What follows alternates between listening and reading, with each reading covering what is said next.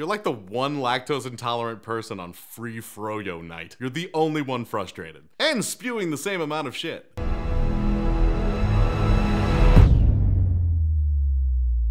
What's up, guys? We just watched the movie Game Night, and Joe McGovern wrote a review on it. We're gonna read it with you for the first time ever. I've never seen this before, but hopefully Logan Paul, after the thinning, has something interesting to say about it. This guy seriously looks like he invites you to a free membership for a day at his tennis club and then fucks your wife while you're there. Let's see what he has to say about this movie. A talented cast can't game its way through a screenplay written for dummies. That kind of negates most comedies. Or at least, like, the dumb comedies. You know, the ones that people go to and laugh. There was way too much talent for old school. That's the purpose. Actually, the talent is important. You hand someone something so stupid, slapstick, and dumb, they have to be talented to play it off straight so that you laugh. Otherwise, it's just bad.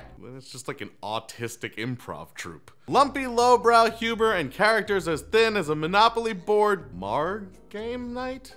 Oh, a Monopoly board, the thinness of the board. I thought you were saying the thinness of the game of Monopoly, because I was like, that's a pretty in-depth, well-made game. I mean, you wouldn't murder your brother over a game if it didn't have something going on there. No one's like murdering their mom over tic-tac-toe. Maybe if it's that like halftime thing that happened in Portland where the people were putting the O on top of the X. You're not gonna win a car that way. So what this actually said was, as thin as a Monopoly board, Game Night. Gotcha. So the humor and the characters ruin the movie. Got it. A comedy with an irresistible premise, but that only. Irresistible premise? Man, it's funny because the premise is like thin. I found the premise to be incredibly thin. I was like, this could easily suck based on just the premise, but I hope the humor's good. We thought very different things. And I'm not the only one, because all of your peers seem to think differently than you too, so I don't know. Co-directors John Francis Daley and Jonathan Goldstein, makers of 2005's Dreadful Vacation reboot and the cartoonish Horrible Bosses movies, love irreverent jokes. Too bad they lack any sense of pacing or brio. People like Horrible Bosses. They made a sequel. Also, I didn't see Vacation, but people told me I should. 3 comedies down that people liked. I don't even know if people liked Vacation, but it's at least 2 comedies down that people liked. So like, them not being good at what they do, or like expecting their pacing to be off, or them not able to make a comedy when all they've done is comedy that people liked, is really missing the mark there. Game Night is stocked with good actors, but the casting itself lacks any surprise. You want a surprise actor? It can't all be like Bill Murray showing up in Zombieland. Like, sometimes you just cast well. And he was cast well, but like, that was intentionally a surprise. I'm not saying he was poorly cast.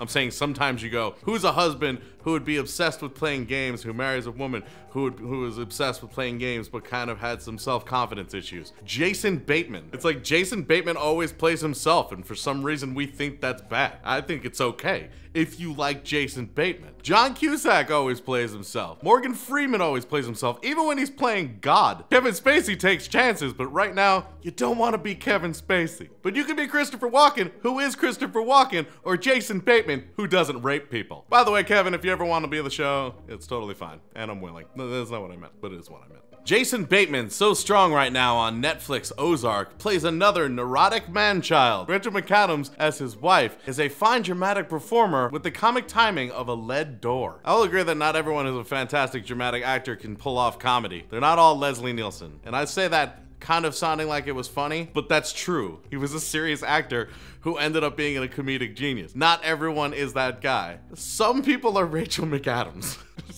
she had comic timing. The thing that it's not like she walked out there like just playing everything super straight and not having any fun with it. She had a damn good time with that for sure. And people were laughing. I was there. As a pathetic divorcee, Jesse Plemons echoes his loser role from a recent Black Mirror episode. Billy Magnussen likewise recycles his meathead bro from last year's Ingrid Goes West. Switch the parts of those 2 actors, just for starters, and you instantly get an edgier movie. Why did this need to be edgy? How about funny? Were people laughing? That was the goal. Who fucking cares if it's edgy? We don't always need to push boundaries and be all badass and edgy. Like, not everything is gonna be The Hangover or Blazing Saddles. Like, not everything is gonna be South Park bigger, longer, and uncut. Sometimes you get pitch perfect, people laugh, they like it, and it's over. Although that was pretty edgy with the whole acapella thing. People love that fucking acapella. There's no ailment that can't be cured by a little pentatonic. Seriously, I love a man who can sing higher than any woman I've ever met. What's most frustrating about Game Night is how dependent the plot is on the stupidity of the characters. You know,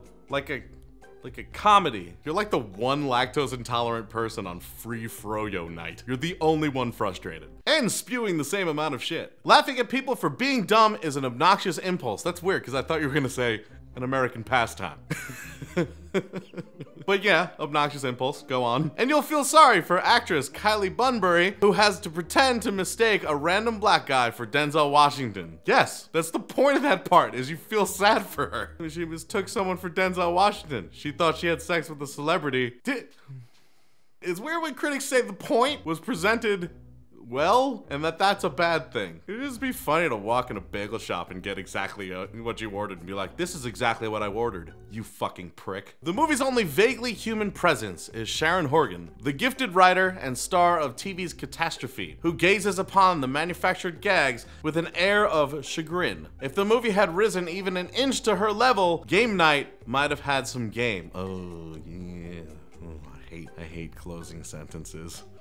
Oh, that hurt a little bit. Someone read a book on how to write a placement essay for a college. Yeah, the fact that you didn't understand that that person was there to be us is sad. It happens in most movies. There's a straight man, or there's a person who reflects the audience. They find everything as ridiculous as we do, therefore we can relate further to the movie and feel good laughing along with them. Why do you write movie reviews? Thank you guys so much for watching. We'd love to hear what you thought of Game Night. If you saw it, what you thought of this review. We thought it was kind of ridiculous. They usually are, and that's why we read them and do this whole thing. We'd especially like to thank these people. I'm holding it wrong. Now I'm holding it right. We'd like to thank these people. Zola. Zola makes this organic, hydrating energy drink. We've been chugging this. We just started another channel where we play video games in addition to this channel, in addition to our work. So we've been chugging these. They have a lot of caffeine in them. And the caffeine actually comes from green tea. It comes from green coffee. This is my favorite one. It's matcha green tea. They have other flavors as well. They have acai berry, dragon fruit. There's a pineapple coconut one, which is really, really good.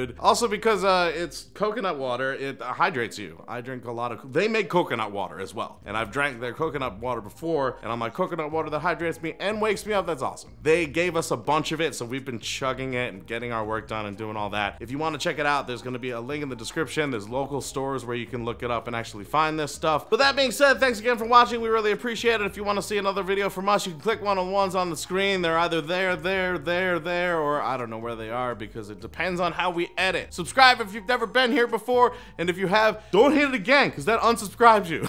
Please stay subscribed. Hit the like button. Till we see you next time, geek out and game on.